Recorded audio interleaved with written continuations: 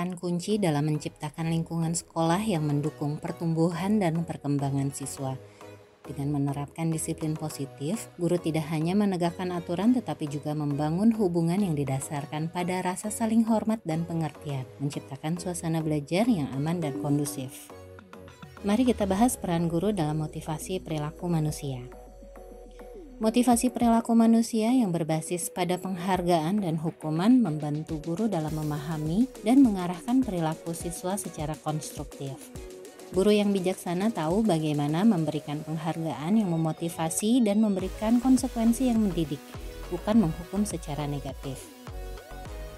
Melalui posisi kontrol restitusi, guru mengalihkan fokus dari kontrol penuh kepada pemberdayaan siswa untuk bertanggung jawab atas pilihan mereka sendiri. Dengan cara ini, siswa diajak untuk memperbaiki kesalahan mereka, memahami dampaknya dan mengambil langkah untuk mengembalikan hubungan yang rusak. Keyakinan sekolah atau keyakinan kelas yang kuat, yang dipahami dan dipegang oleh seluruh warga sekolah menjadi landasan bagi terciptanya lingkungan belajar yang positif. Guru berperan dalam merumuskan dan menginternalisasi keyakinan ini bersama siswa, sehingga setiap tindakan di kelas berakar pada nilai-nilai yang disepakati bersama. Terakhir, segitiga restitusi menjadi alat yang penting bagi guru dalam menyelesaikan konflik dan masalah yang muncul di kelas. Melalui pendekatan ini, guru tidak hanya menyelesaikan masalah secara segera, tetapi juga membantu siswa untuk belajar dari kesalahan mereka dan mendorong pemulihan yang mendalam serta berkelanjutan. Secara keseluruhan, peran guru dalam menciptakan budaya positif di sekolah adalah menggabungkan pendekatan-pendekatan ini untuk membangun lingkungan pendidikan yang penuh dengan dukungan, rasa hormat, dan tanggung jawab bersama, yang pada akhirnya mendukung perkembangan karakter siswa secara holistik.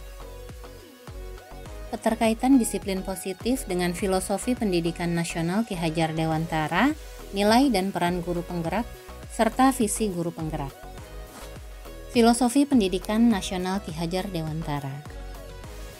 Filosofi Ki Hajar Dewantara mengedepankan prinsip Ingarso Sungtulodo, Ing Madya Mangunkarso, Tuturi Handayani, yang berarti di depan memberi teladan, di tengah membangun semangat, dan di belakang memberi dorongan.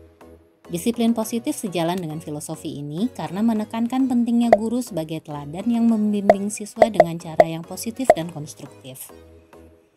Ki Hajar Dewantara juga menekankan pendidikan yang berfokus pada kodrat anak, yakni mengembangkan potensi individu siswa sesuai dengan kebutuhannya. Disiplin positif mendukung pendekatan ini dengan menghargai martabat dan hak siswa, serta mendukung pertumbuhan mereka secara holistik. Nilai dan peran guru penggerak. Guru penggerak diharapkan menjadi pemimpin pembelajaran yang berpihak pada murid, mandiri, reflektif, kolaboratif, dan inovatif.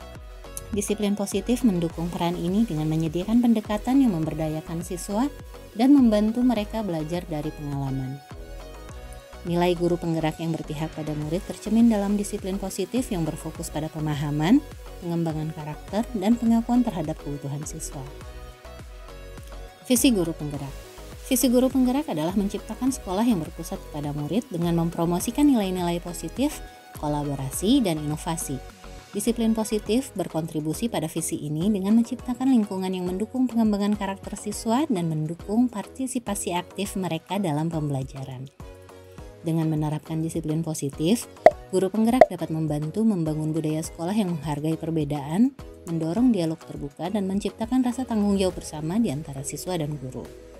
Secara keseluruhan, disiplin positif dalam konteks filosofi pendidikan Ki Hajar Dewantara, nilai dan peran guru penggerak, serta visi guru penggerak bertujuan untuk membangun lingkungan pendidikan yang humanis, inklusif, dan berpusat pada perkembangan siswa, sehingga menciptakan budaya positif di sekolah.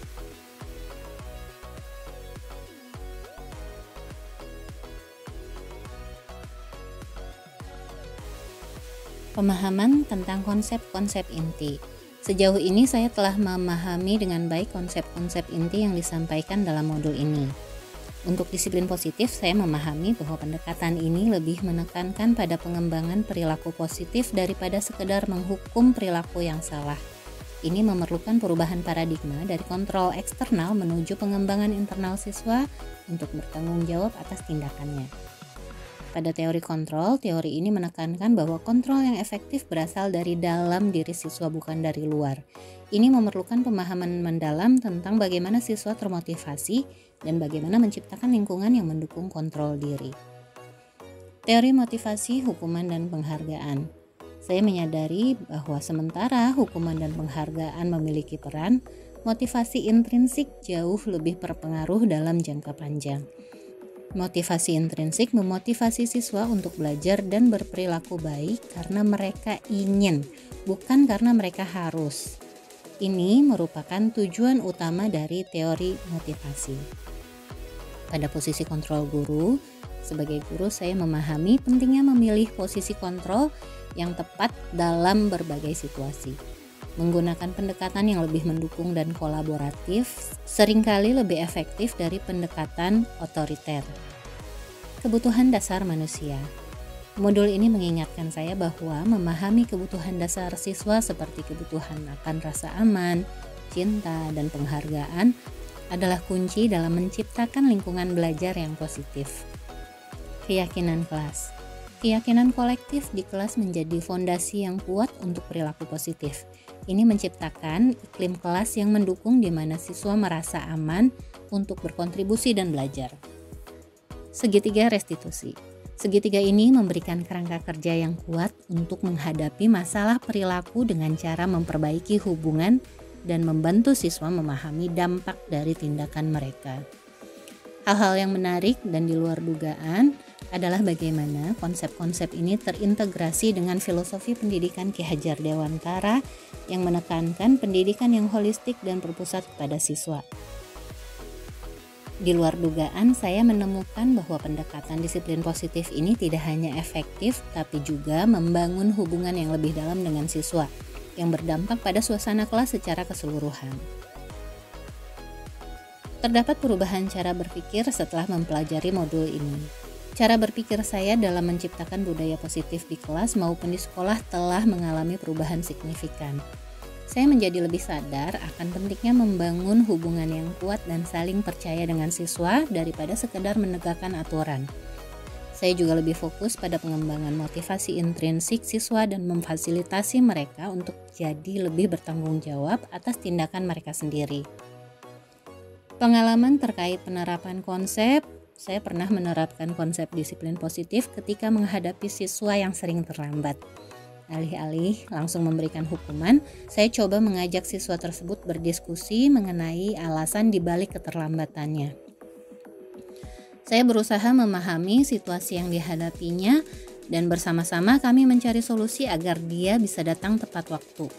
Pengalaman ini memberikan saya pandangan bahwa memahami latar belakang tindakan siswa sangat penting sebelum mengambil tindakan.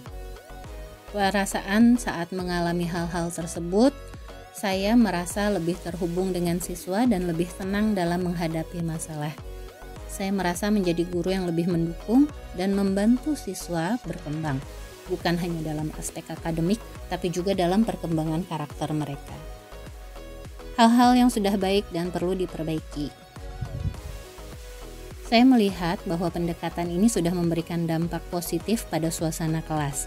Siswa menjadi lebih terbuka dan bersemangat untuk belajar.